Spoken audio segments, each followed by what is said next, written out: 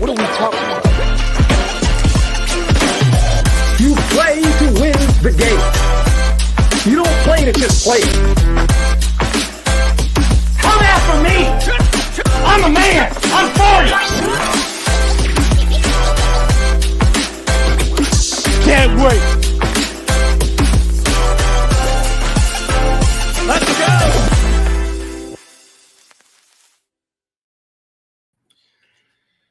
Good morning and welcome.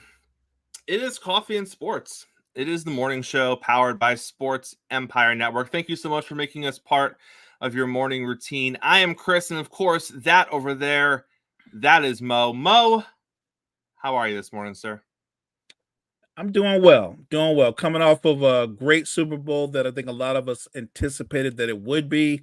You don't get the results that you wanted, but you don't regret it. It was just a great football game, and then in the end, the better football team won. Mo, we got a lot to get into this morning in regards to the Super Bowl.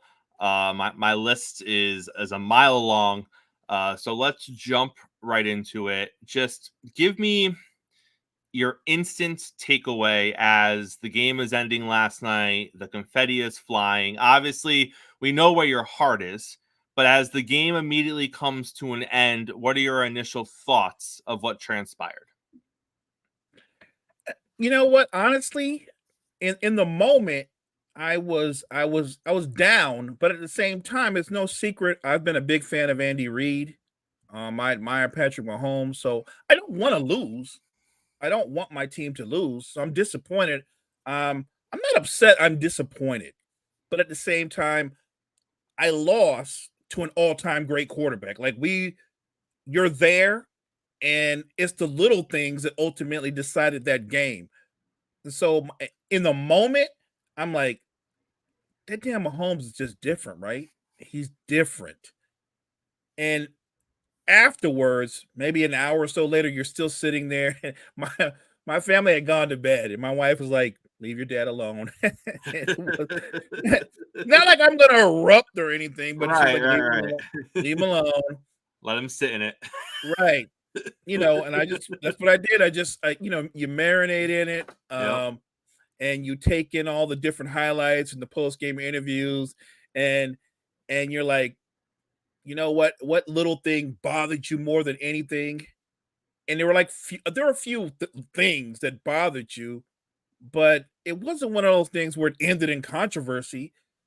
I watched the game, Chris, and if you told me Spags was going to outcoach Shanahan, right? He was going to outcoach Shanahan, and Reid was going to outcoach Wilks, at least in the second half. I actually thought Steve Wilks in the first half, his defense played as well as they could play.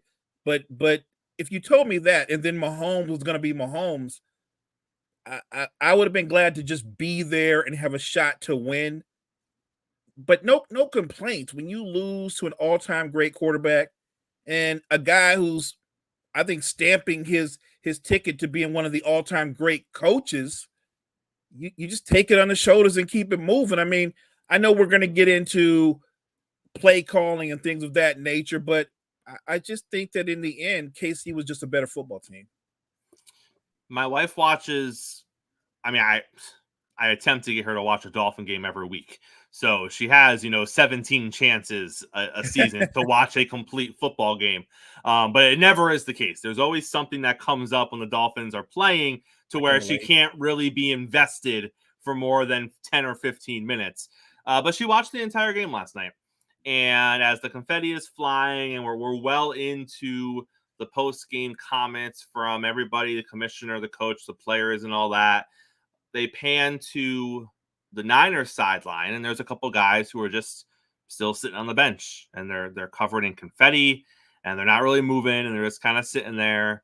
And she's like, "What are they doing? Like, why do that?" And I was like, they don't know if they're going to be here again. I go, it's one thing to make the Super Bowl, and you have everything, all the emotion of winning the NFC Championship. You have all the coolness and the preparation and everything that goes into the 2 weeks leading up to the Super Bowl. And then you're there, right? You're in the Super Bowl, you're playing the game, you're in the moment, and then it all ends. And sure, we would love to say the Niners are contenders next year and they're going to be back. And maybe they will. But those guys don't know. They have no idea if they're going to be back. Some of those guys don't know if they'll be back in the Niners next season, right? Super Bowls, by no means, are a guarantee. Ask the Baltimore Ravens. Ask the Buffalo Bills of the 90s. Ask the Dallas Cowboys entering the 2000s after their run in the 90s. Super Bowls are not a guarantee. So when you make one, you take in every moment of it, win, lose, or draw, because you can't get that moment back once it ends. So I feel like if I lost the Super Bowl, I'd be doing the same thing. I'd be sitting there. I'd be watching the other team do the winning thing. I'd just be observing. I'd be because Mel, and let's also be honest, I know what's waiting for me in the locker room.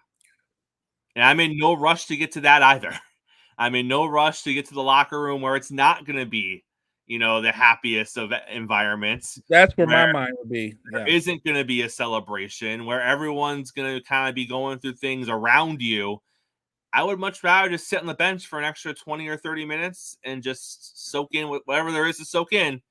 And then I can go deal with all that other stuff once I finally make my way back to the locker room. I'm with you. I think that I totally get that moment when they're sitting there. I think I would have been sitting there. Honestly, for the reason you hit on last is the main reason I would have been sitting. I'm not in a rush to get to the locker room. I'm not in a rush to engage in those kind of depressing conversations. And then after you get out the shower, now you have to engage with them worldwide, right? Because it's broadcast worldwide, and you're going to go into the media and the post-game interviews, and you're going to get that. At what point did you think that you lost control of the game? Or, you know what I mean? Or you know what I'm saying? It's going to be when did you think the game turned? And I don't want to answer that, man. I'm not trying to hear. And I what I don't want to do is, if you're a good teammate, is I don't want to go like, well, on that punt when dude let the ball hit him and the other guy didn't just jump on the football. You could definitely like point out something and dime your teammate out, but you don't do that. You go, look, they just made more plays, which is a factual statement. They made more plays than we did. You want to simplify it, but the media is always looking for a story. Was just tell me how great it is going up against Mahomes. And Patrick Mahomes is a great quarterback. He's an all-time great quarterback. And when it's all said and done, he might be the all-time great quarterback. But I know that if I just lost to him in the Super Bowl, I really don't want to sing his praises. I want to give them credit for them beating us. And I know how great he is, but don't put me on the spot and go like, in that moment when he had the ball with little time left, did you guys think we left too much time on the clock? Like, of course you did. Of course you did. You and I talked about that, and I said, what was Mo's nightmare scenario? That we score late and there's time left on the clock for that guy. And more than anything, I was like, no, man, you go for it on fourth down, because that guy's trying to score a touchdown. He's trying to beat you. In overtime, honestly, Chris, when they were where they were, and I think it was like 4th and 3, I'm not kicking the field goal. I'm not kicking the field goal for two reasons. One, I know Mahomes is going to go for the throw, but more importantly, for the better part of the fourth quarter, my defense has struggled to stop them. We had struggled to stop them. They were moving the football. And it was smart to actually take the ball first, because they had just scored on the defense. The defense was worn down. But you knew coming in, like, they had adjusted to Steve Wilks' defense. And I thought they were getting the better of them with the crossing routes. And look, there's no secret. People have always criticized the defense in this way, is that when you go to the line of scrimmage, the Niners show you what they're going to do. They don't disguise anything. But what I didn't understand about him in that situation in the overtime, why are you going to a soft zone? Why are you conceding yards to that guy? Like, if he's going to beat me, go zero and make him throw a great throw. But to concede, and because he'll eat you alive, which is what he did. And then when he didn't eat you alive, you tried to overpressure and you lost your discipline and your rush lanes, and then he guts you with a 15 or 20-yard run. And as it's playing out, Chris, as it's playing out in the moment, I'm sitting there and going like, yeah, we're gonna lose. We're gonna lose. Not like I had given up, but you see it playing out. Even late in when you go into the overtime and they're in the red zone, I felt like the Niners defense they looked like they were just worn out. They didn't know what was coming, and the Chiefs were just eating them up. They'd done it all second half with the motion and the crossing routes. They were going high leverage, and these guys were just undercutting them and getting separation, and they never adjusted to that. And that to me, we can talk about players, but that is coaching. That is coaching. And I felt like, to credit Andy Reid, to credit Spagnuolo, they outcoached their counterparts. Let's start with Brock Purdy. Brock Purdy was 23 for 38, 255, touchdown. Didn't turn the football over, Mo. There were moments where he needed a drive. I mean, if you look at the third quarter as a whole, I think he came out flat in the third quarter. I think his offense in general came out flat in the third quarter. But to Brock Purdy's credit, he played a great fourth quarter. He played a great overtime. Brock Purdy, in my opinion, did everything that he needed to do to put his team in a spot to win this game. Now, you can say things like he needed to find the end zone on one drive or two drives when they got field goals and they didn't get the end zone. Sure, you can say those things. But when they needed a drive and they needed points, Purdy took them on a drive and Purdy got them points. That's what you need from your quarterback. I don't think Brock Purdy is anywhere near Patrick Mahomes. That's okay, though. I don't think many quarterbacks are anywhere near Patrick Mahomes. Agreed. But what Brock Purdy did was he went back and forth with Patrick Mahomes in the Super Bowl. And unfortunately, and this happens a lot of time in the NFL, the quarterback who got the ball last was the quarterback who won the game. And in this situation, it was Patrick Mahomes. So for me, Mo, I walk away from the Super Bowl. My first takeaway is no, we're done. We're done talking anything negative about Brock Purdy going into next season. He did everything he needed to do in this game. Yes, he played a bad third quarter, but a bad third quarter in the sense of the offense didn't do much. Not a bad third quarter in the sense of he was turning the ball over or he was overthrowing people or no, the offense didn't do much in the third quarter. So I think Brock Purdy did what he needed to do to cement himself as what he is, top half quarterback in this league, potentially a top 10 quarterback in this league. And I think we move forward with the Brock Purdy conversation of we're good. We're good. We don't need to disrespect Brock Purdy anymore.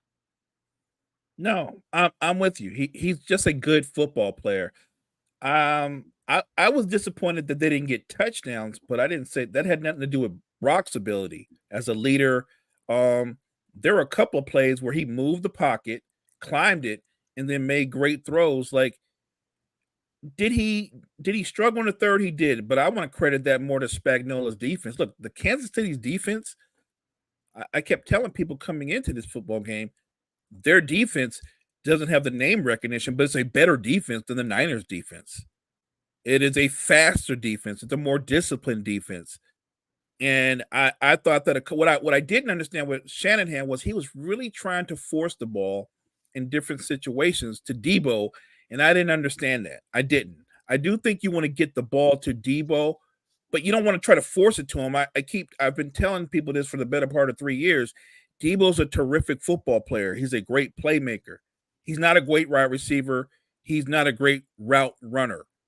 George Kittle is one of the best vertical threat tight ends in football. He's by far the best blocking tight end in football, but he's not a great route runner. And I thought the Chiefs defense, especially their secondary with their speed, the first thing you realize every time he looked to Kittle and Debo is they got zero separation. They couldn't. And I kept thinking, why are you running deep crossing routes with Debo? He's not a burner. He's not that kind of wide receiver. He's not going to get separation. Those cornerbacks and those safeties, their speed and their discipline, that really blew me away. I knew their linebackers were good, Chris, but their side to side speed really impressed me. I thought, yes, you want to toss the ball to CMC and see if he can get the corner, but their ability to move side to side as a unit, it was impressive. Like you said, look, I don't want to get off track. I thought Brock Purdy solidified himself in the biggest game on the biggest stage as the guy going forward. You can make you can question maybe where other guys may or may not be on both sides of the football, but you don't question your quarterback. I think we're set with our quarterback. I think Brock's a good football player, and because he's as young as he is, let's not forget, could he develop and become an even better quarterback? No question. So I think he put to bed this idea that he's a fluke or he's a one-off or he's a game manager. He's just a good football player. Well, let's talk a little bit about the San Francisco defense. They definitely played above their skis in the first half of that game. Whatever they saw matchup wise, however it is that they prepared, everything was hitting. Mahomes and we're going to discuss this later on. If there is one thing that Tony Romo said correctly in that game last night, it was the fact that he continuously pointed out the integrity of the San Francisco 49ers defense and maintaining their spots to not allow Mahomes to get to the outside. And that is something they consistently did throughout the entire game, not just the first half, but particularly in the first half where they were also getting to him. So it wasn't just they were maintaining the lanes so you couldn't get to the outside. They were also hitting him continuously in the first half, which obviously was throwing off the timing of the Chiefs offense, threw off Mahomes' timing a little bit. You saw the interception from Mahomes. That was just a situation where he got hit. He thought something was going to be there. He tried to hang on too long. He got hit. It flew a little high on him. Then Kelce starts to cook. And once Kelce starts to cook, you can see how important Kelce is to that Kansas City offense, because once he gets going, everything else around him gets going. So, Mo, this is actually going to be a twofold conversation: the Niners defense, the Chiefs offense. And I think the real story here is there was no plan for the Niners if Kelce got going. They did a great job of not getting him going in the first half. 1 catch, 1 yard at the half. They locked down Kelce. Obviously, he was going to get his touches. Obviously, Mahomes was going to keep going his way. He did, to the tune of 8 catches in the second half. But once it got going, the Niners didn't really have an answer to stop him. Once the Chiefs kind of figured out what they were doing initially with Kelce, and they changed it up on their end, there was never really a true counterpunch from the Niners on defense on their end. Yes, they maintained their lanes the entire second half. Yes, they still got some pressure on Mahomes the entire second half. But, Mo, I was waiting to see the adjustment of, okay, we're midway through the third quarter. We're 3/4 of the way through the third quarter. Kelce's got 4 catches now. They're leaning on Travis a little bit. What is the Niners defense going to do to counter what the Chiefs just did to counter? And it just never happened. I'm watching the game and I'm sitting here thinking, like, all right, Steve Wilks, they're running trip sets and then they're running Kelce on crossing routes, or they're creating a matchup where Kelce can get lined up on a linebacker. And even though Warner's a terrific football player, that's a mismatch. There was one big play in the third quarter where Warner played high side leverage and Kelce hit him with a hesitation move and just blew past him. And I think he picked up like 25 or 30 yards on that play. Yeah, that was the one down the sideline. That was a right. big one. That and Warner just over leveraged and went high side. And I don't know if he thought he had help underneath. And maybe that's one of those things where you do miss a Trey Greenlaw, right? You miss Trey Greenlaw because Greenlaw's terrific in zone coverage. He moves well in space, and maybe that was a big difference maker. But that play right there, I thought that energized them. And like you said, once Kelce started going, they built off of that. suddenly the receiver started making plays, right? Pacheco was running, not getting long runs, but effective runs, 3 yards, 5 yards. Their offense opened up, and I kept looking at Steve Wilks going, okay, this is where you make an adjustment and you become a little bit more aggressive. And he did try to become aggressive, but it was always at the wrong time. Um, and you could see that Steve Wilks and Shanahan weren't on the same play because there were a couple times they called timeouts, and it was because Shanahan didn't like what the defense was doing, and he went over, and I think he really just vetoed what Steve Wilks was calling. And was like, "Look, man, the soft zone isn't working," which I agree with. Here's the problem, and it's nothing. Your personnel is your personnel. The Niners, their secondary, they're not built to play zero coverage. That's not their strength. They're not built to play man coverage. And I know what they were trying to do, desperate times, desperate measures. But I really just thought at that point that Wilks on defense just kind of lost the game, and he looked lost.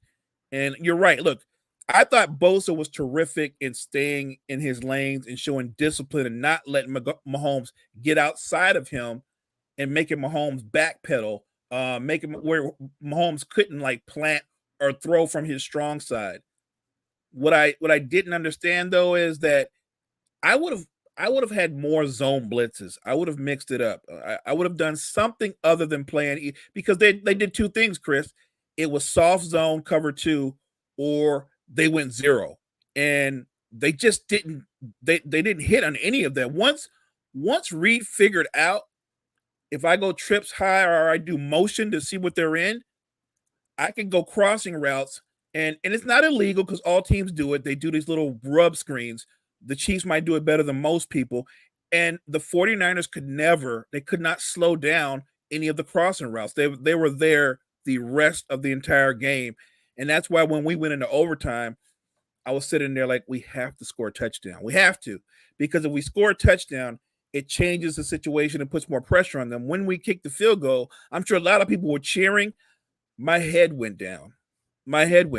Because I kid you not, I knew what was coming. My head went down. And look, it played out that way. Now we could get into the little bitty things, right? Because games can turn on little things. We can get into the muff punt, the fumbled punt. That was big. No question. It happens. Man, but it's not one of those games where Kansas City didn't win it. You know what I mean? And you can say, well, the 49ers lost it. I was like, no, I felt like the Chiefs won it. Like, there's a reason why this team has been living in the Super Bowl, dominating the AFC. It's not an accident. And to go back to your earlier point, you don't know when you're going to be back unless you're Kansas City. They seem to be there quite frequently. Well, let's take a quick break. When we come back, we're going to have JG on. We're going to continue. We got a lot of Super Bowl talk to go with today. So we're going to bring JG in to be a part of our Super Bowl discussion.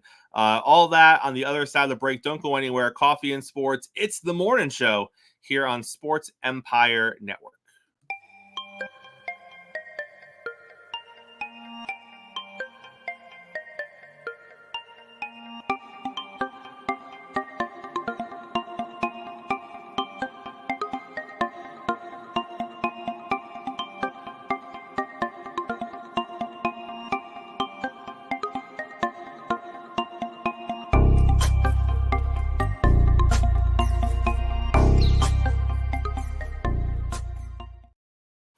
That's right. We have merch. Make sure you get the merch. JG, how are you this morning, sir?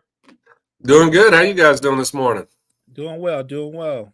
JG, gonna continue the Super Bowl conversation with you here, sir. So, gentlemen, a lot of talk was made on the broadcast when Moody misses the kick. And I get that because in the moment, it's a big deal. 3 points and 4 points is obviously a big deal in a football game. But JG, we'll start with you. When the missed kick happens that early on in the second half, there's so much that happens after the kick. There comes a point where you can't go back and talk about the missed kick. Obviously, you want the extra point, and obviously, in overtime, and there's some situations where the extra point would have made a difference. But it happened so early in the second half compared to the 4 or 5 or 6 major things that happened after that. You could easily point out 8 different things in this game and say, well, if that didn't go that way, it would be a different situation. And for me, I put the missed extra point in that category. It's different if it happens before the last drive of the game. And now you're talking the difference between needing a touchdown and needing a field goal to either win the game or go to overtime. But that wasn't what it was. There was a lot of scoring that took place between that missed kick and the actual end of the football game. So, JG, for me, I'm not really talking missed kick this morning as one of my major storylines in the Super Bowl. Where do you sit with that? I mean, it didn't. Yeah. As far as you could say, momentum wise, it was a factor. It usually is a missed field goal because you're leaving out points. No matter if it's an extra point or an actual field goal, 3 points, it does hurt momentum because one, you're able to at least give some hope to the defense in that aspect of, okay, you know what, hey, we didn't give up those points. We can build. And you go to the offense, you go to your offense and say, hey, it's your turn now. Go do something. Go help. Give us a chance. One, give us a breather, but at the same time, go give us an opportunity to get to at least build our confidence and build the team's confidence and go. So could you say that was a factor in the result? Maybe as far as momentum, because again, depends on who you ask. Because there's a lot of people in sports who think momentum is not real. There's a lot of people in sports who believe momentum is a huge deal. So it depends on how you view that side of things in sports, where you have momentum build up versus losing momentum in that aspect of. So, and at the same time, if you miss points against the Chiefs, we've seen numerous times over the years of Pat Mahomes' career. Any chance you give an opportunity for the Chiefs offense, you're going to pay. You have to capitalize against this team, no matter who's that wide receiver, whether it's Ty Hill and DeMarcus Robinson, or if it's Kadarius Toney and Marquez Valdes-Scantling. You still have number 15 under center for the Kansas City Chiefs, and that is the difference maker. So if you get a chance to put points up, you have to do it. You cannot let this team build confidence, and that's exactly what happened for the Chiefs in the Super Bowl. Mo, for me, and maybe you had this same realization, because when I had it, I literally thought of you. I'm sitting there, it's like the middle of the third quarter, and in your mind, you're like, man, San Francisco is doing everything right. They're doing everything they need to do to win this football game, but you look up and it's a 1-score game. And then in that moment, you're like, damn, that's not enough. This needs to be, at this point, a 2 or 3 score game, just because of how the game feels, right, Mo? You felt like they had built up a couple score lead, and you look up mid-third quarter, it's a 1-score game, Kansas City's driving, and you're like, we're about to see the entire game turned on its head here. If they just score on this drive, Mo, was it missed opportunity early? Because you can look at it and you can be like, well, there wasn't any turnovers or anything like that. And I go, I get that. But, they did have the fumble early, right? And they did have the drive go deep into Chiefs territory that got pushed back with some negative plays that led to a field goal and not a touchdown. And maybe those are the missed opportunities. Not necessarily they turned the ball over or had bad plays, Mo, but if it feels like you're dominating the game and it feels like you're in control, but you're only up by 7, that's not enough against Kansas City, right? It's not. And I really felt like, looking up, that we needed a cushion. I thought the Niners needed a 13, 14-point cushion, just because of how the game was flowing. You're right. It felt like they were in control, but when you looked at the scoreboard, you were like, the Chiefs are right there. And that's credit to Spags and that Kansas City defense. Like, as well as the Niners defense played, Kansas City's defense was lights out. They were even better. I thought the missed kick was key, because it did change situations. I know that a lot happened afterwards, but remember, late in the game, it's 16-16. The Niners are driving. They actually go for it on a 4th down. Remember, they get it to Kittle, and so I'm thinking, we're going for it. They know what's going on. We're in the red zone. It's a 3rd and 4, and they go to a timeout. And I'm thinking, coming back out of the timeout, I'm like, all right, Shanahan, you're an offensive genius. Everybody gives you all this credit for designing all these amazing plays. This is the play call of your career. It's 3rd and 4. You need to get this first down. For one, remember what they said about the situation. If they got the first down, they would essentially be able to run out the clock because Kansas City would have to use their timeouts. Completely changes the football game. Completely changes it. And on 3rd and 4, he runs some I don't know. It was a really stupid play where he ran somebody by in motion, and Kansas City was coming. To Spags' credit, and obviously we didn't get it, and that changes it. We kicked the field goal, and I'm like, not only did we didn't get the first down to run out clock, we kicked the field goal, and there's plenty of time left on the clock for you know who, and that's situational football. That can make or break you. And in situational football, Kyle Shanahan is not good at situational football. Never has been. JG, obviously hindsight is 2020. But as you're watching the game and you see the Niners win the toss in overtime, is there any part of you in that moment that thinks they should have deferred? Because you just saw what Mahomes did. You know what Mahomes does, right? You know that if you take the ball first, no matter what you do, you're putting the ball back in Mahomes' hands to do something. Whether it's go down and kick a field goal to tie the game, whether it's go down and score a touchdown to win the game. No matter what you do, you know you're going to see the ball in Mahomes' hands again. With that knowledge, would it have made more sense to say, take the ball first? Let Purdy potentially have the ball last. Let's see what you do, and we'll go from there. Or do you look at it the way the broadcast said, which was, well, maybe they're giving the defense a chance to rest? Because let's be honest, the defense wasn't looking so hot against Mahomes and company leading up to that point, and you don't want to just let Mahomes march down the field 5 or 6 plays, put it in the end zone because your defense is gassed, and now you need a touchdown against a defense that has been picking it up the entire second half. Where did you stand on the initial decision? I know we can sit here and look at it now and be like, well, they should have deferred, but in the moment were you like, I get it, and you were okay with it? 100%. Because as you just said, you just gave up a drive that tied the game and put it into overtime. So, and it was a decent, I know it was it was 2 minutes, on the clock, but it was still, as far as real time, it was quite a bit of time that was going on. So your defense was a little bit gassed, and at the same time, it was a little demoralized. You just gave up the game-tying field goal.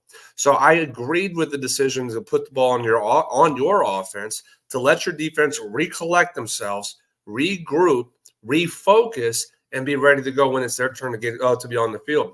At the same time, I know we can praise, and I listened to you guys praise about Brock Purdy and saying that, hey, there's no more questions about Brock Purdy. I agree.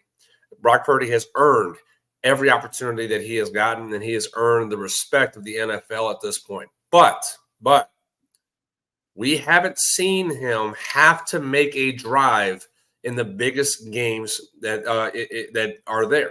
We haven't seen that. So do you really want to, at this point right now in his career, it's still so early in his career, do we want to say you have to give a game-winning drive in the Super Bowl? Because if we defer, let's just say Chiefs do what they just did. They scored a touchdown. Now you're having to put the pressure all on Brock Purdy to go and match that drive. I don't think at this point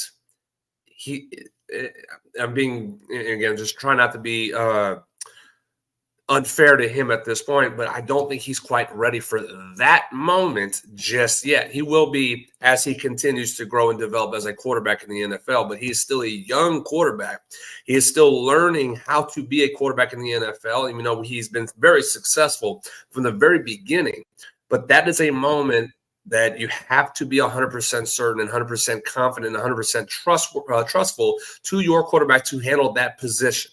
And I don't think that was quite the moment just yet. At some point, you have to. I agree. At some point, you have to say, Brock, here's your chance. I need a game-winning drive in the biggest moment on the biggest stage with the biggest crowds and the biggest TV audience there is. Go win us a game. But I think at the moment, you have to, one, let your defense rest and regroup. But at the same time, trust your offense to put pressure on Kansas City. They were driving because they were there. They had a chance. And again, if they were able to block Chris Jones on that third down for a split second longer, they scored a touchdown. They scored the touchdown because they had I think it was Ayuk. He had Ayuk open, and he had to rush the throw because Chris Jones just absolutely broke through and got to Brock as quick as possible. If they had a split second longer, they scored a touchdown. So he made the drive to put pressure on Kansas City. But I think in an aspect of it, I think the right decision was made. Don't have to put that all the pressure on the world, all the pressure of the game on Brock to match Pat Mahomes. Go and do what he's been doing his entire career. Just set the tone. And that's what they did. And they were able to get points on the board at that point. It was a right call. You just had number 15 on the side that was just showing greatness. And JG, Mo alluded to it earlier, and I want to get your take on it. Once you get down there, you're in field goal range. It's a short fourth down situation.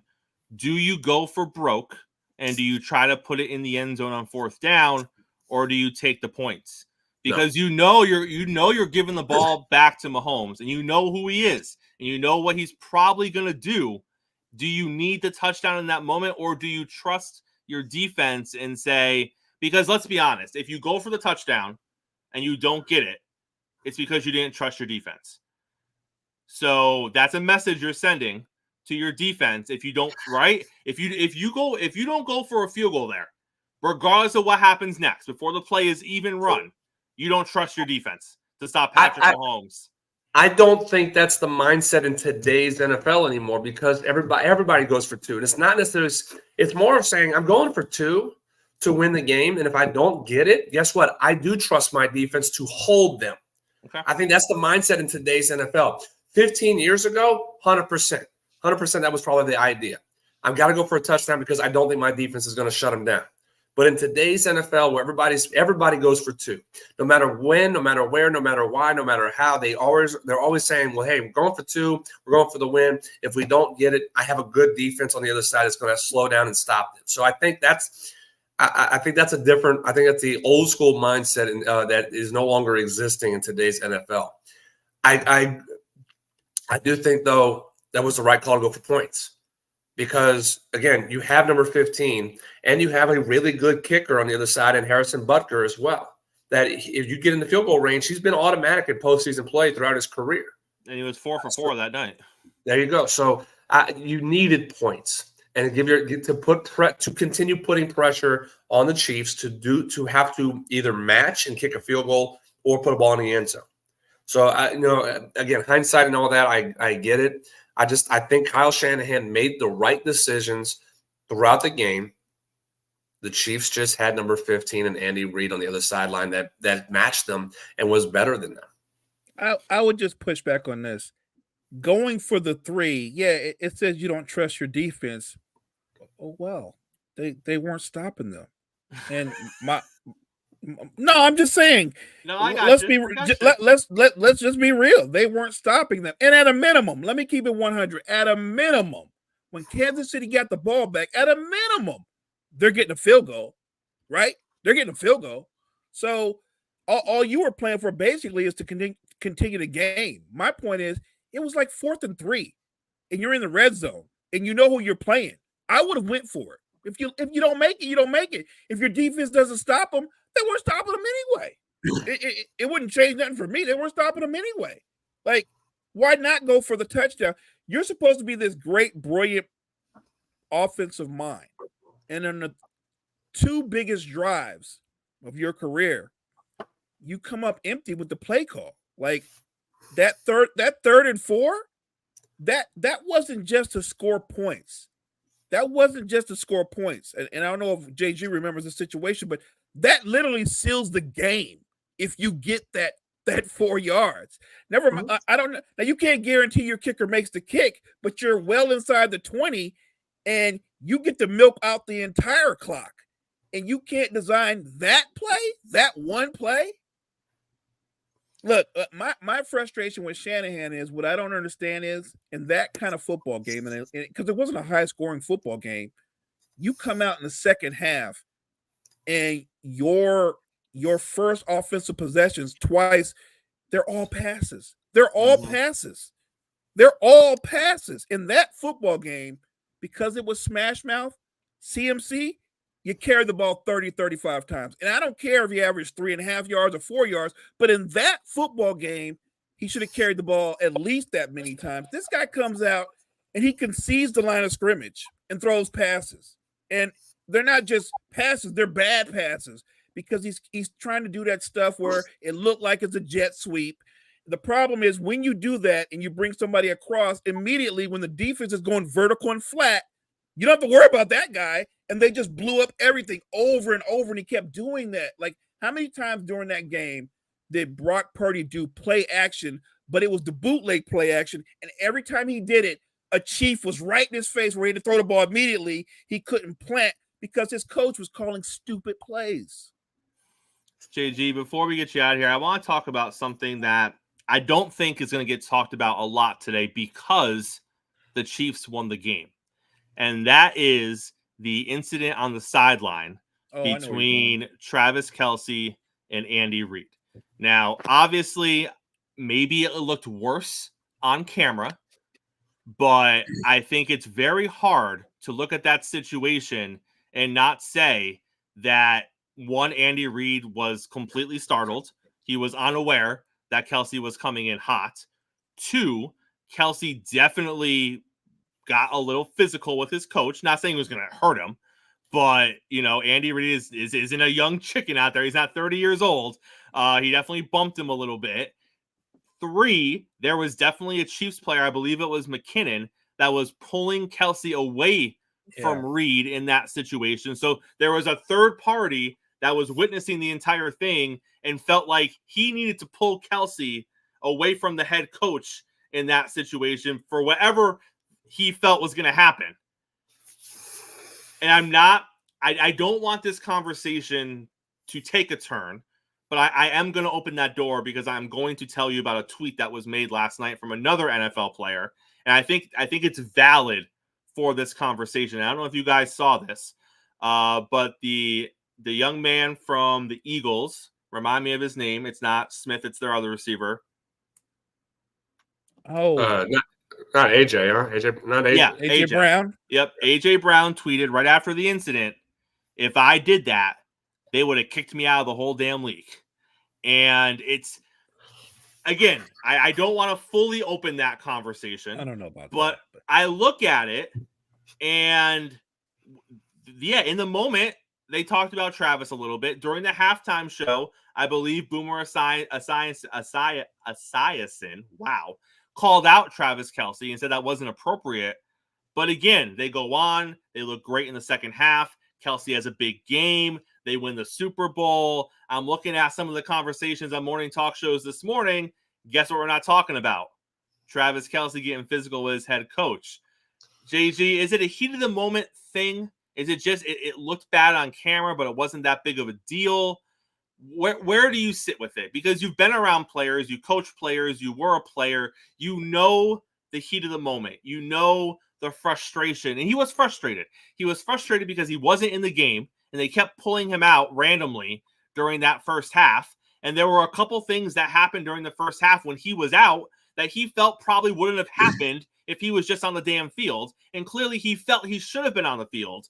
So you can see why he was frustrated. But at the same time, man, coming at the coach like that fired up.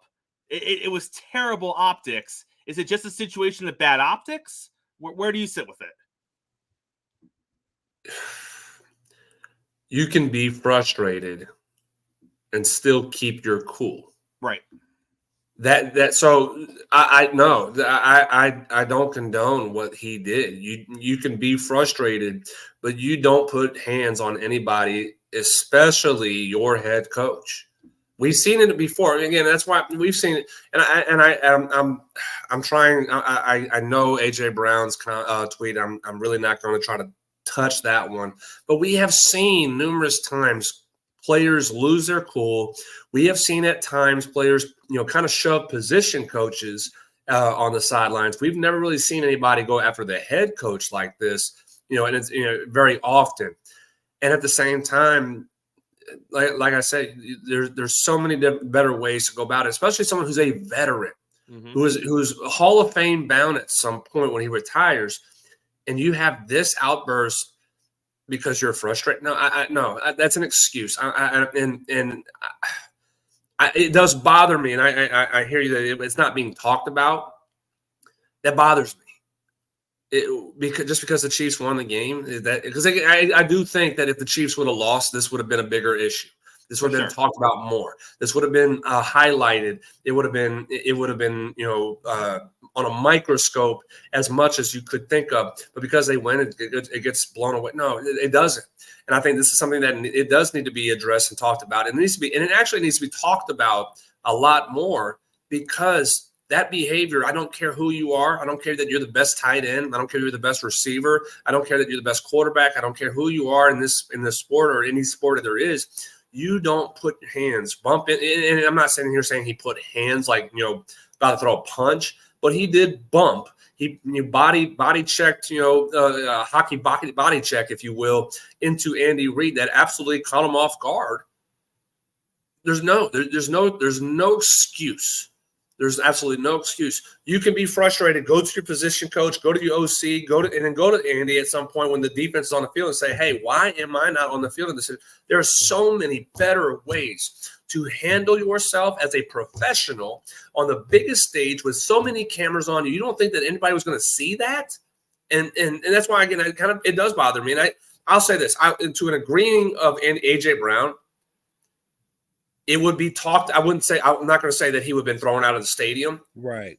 But even if the Eagles were in the Super Bowl and he does that to Sirianni and the Eagles still win, that is still a talking point on ESPN. It's still a talking point on Fox Sports. It's still a talking point on CBS Sports. We would still be talking about that and saying AJ Brown lost his cool.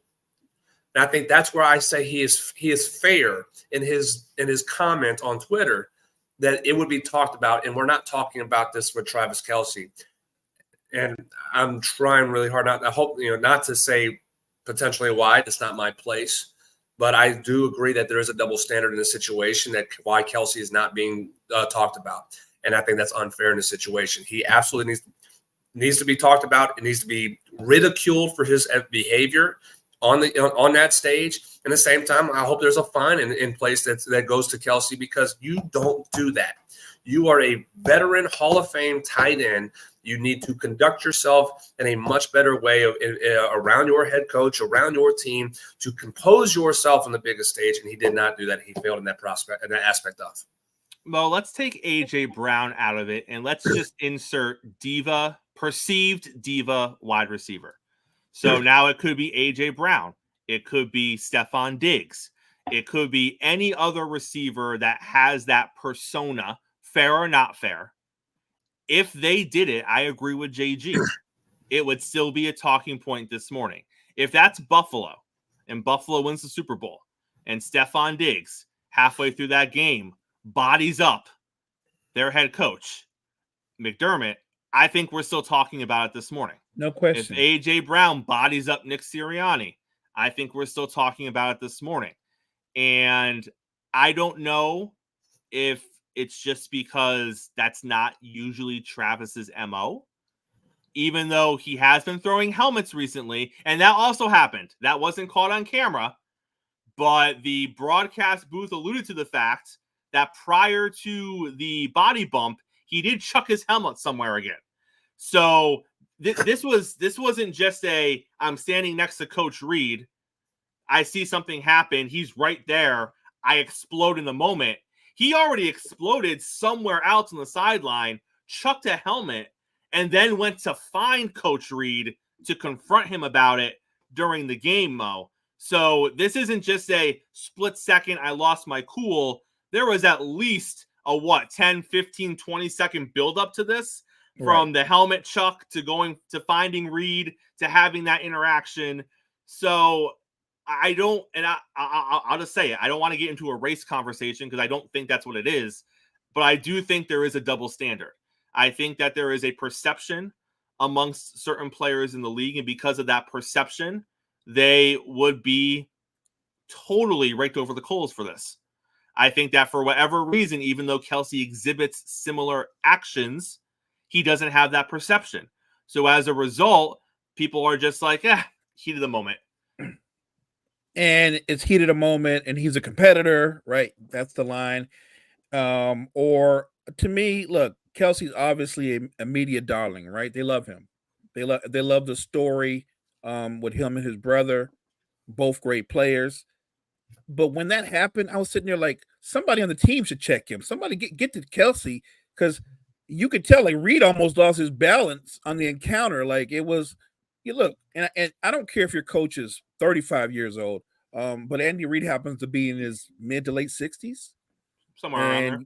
You build up momentum and you blindside the guy. He almost loses it a little bit. And I just thought in that moment, you can't give me the excuse that I'm frustrated. In that moment, if the game's not going your way, you're not the only person on your team that's frustrated. Why are you putting hands on your coach? Not hands on your coach, but why are you being physical with your coach? Maybe, I don't know if Reed called a play that didn't work, or maybe Reed called Kelsey out because he missed a block. I don't know what the situation was, but whatever it was, he's the head coach. You're the player. If you disagree with him, you can have a conversation, or to JG's point, go to your positions coach and go, why is this guy calling that particular play? He knows I don't like that route. Whatever the case may be, I just thought in that moment, that was a bad look. That was a terrible moment. And you're right. It never got mentioned post-game, did it? Like, I don't think they brought it up. Nobody asked, because I was waiting. Like, I want to see what Kelsey says. And my guess is, had they brought it up to him, which they didn't, he would have said something like, I don't want to talk about that now. I want to talk about Chiefs Kingdom or something like that. And he would just blew it off. But he should be held accountable for his actions. JG's right. There is a double standard. I don't want to. AJ Brown is right. Had it been him, had it been Tyreek Hill, had it been anybody else like that, we would still be talking about it today. The lead would have been the Chiefs winning the Super Bowl and how great they are and how great Patrick Mahomes is. And then after that, we would have been talking about that situation still. 100%. I want to real quick though, and kind of the side point, and like I said, I know we don't want to bring race in, but we don't have a choice when characteristics are skewed one way or another. Mm-hmm. We're talking about what Travis Kelce, and we say this about quarterbacks. This is the thing too. We say this about quarterbacks too.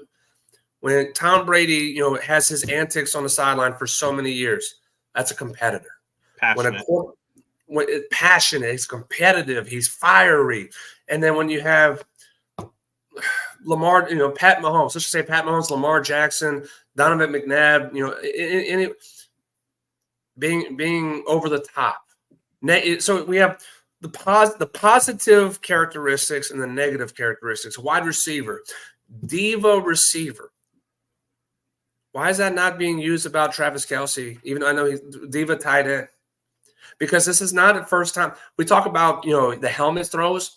We've heard so many. How many times have we heard about Travis Kelce getting in fights during training camp? Mm-hmm. How many times do we hear about Travis Kelce just basically making comments saying, "Well, I want the ball. Give me the ball. I want the ball." Is it no different than Odell Beckham doing that? Is it no different than Ty Hill? Is it no different than Randy Moss? Is it no different than Terrell Owens? No, to me, there's no difference between the two. There's no difference in what Travis Kelce does and acts versus comparing to what Odell Beckham and Terrell Owens and those guys do. There's no difference. So why is he not being characterized as a diva? And what he did in the Super Bowl, none of the guys I just mentioned ever did that. Correct. They never acted that way. Or do I think they ever would? I don't think Terrell Owens would ever put his hands or body on a head coach. Terrell got into faces. He got into screaming matches, but he never got physical on the sideline. He never put hands on or bumped into anybody. So why is – I do have to ask that question. Why is Kelce getting a pass? Why is he not being characterized just like the receivers that people continue to say are that? I think the opposite, though. I think the opposite. When guys like that, I want the ball. Okay, I'm a first base. I play first base in baseball. You mean to sit here and tell me, hey, I want every ground ball? I want every throw coming. I don't want any. I told my pitchers at times, I don't want fly balls to my outfielders. I want to be involved. Give the ground ball. Give my ground ball and give me the ball here. Does that make me selfish? Sure it does. Absolutely. But in my own mind, I thought, well, if I get a ground ball, I'm making the play. It's going to help my team.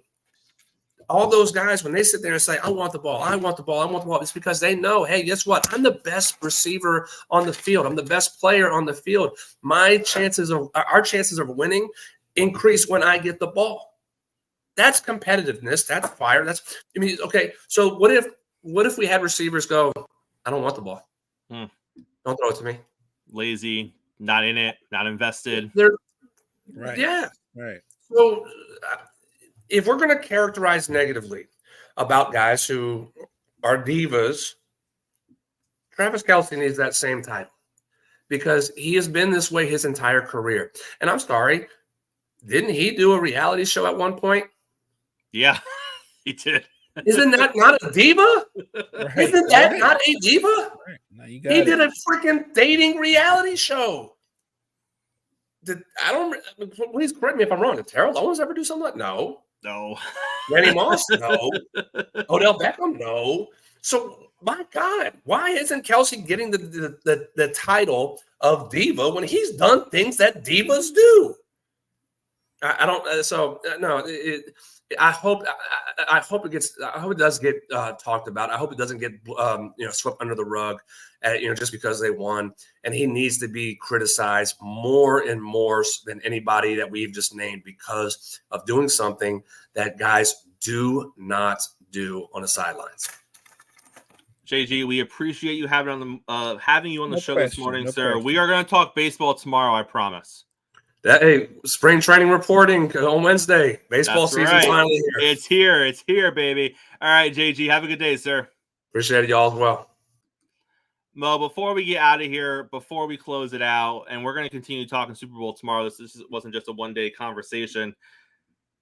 As I'm about to say it, I can't believe I'm saying it. And I literally stood up off the couch, and my wife was like, what is the big deal? I cannot believe that Tony Romo worked Josh Allen's name into that game twice last night.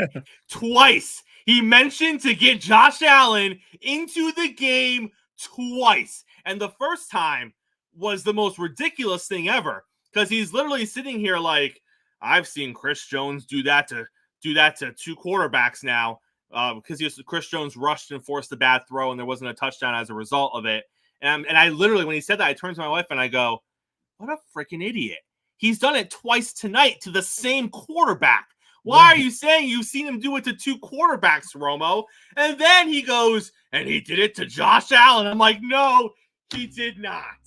He did not just find a way to put Josh Allen into this broadcast for the most meaningless reason ever." Mo, he can't help himself. It's like built into his DNA. He has to talk about Josh Allen. And then he mentioned him like 6 minutes later for no reason.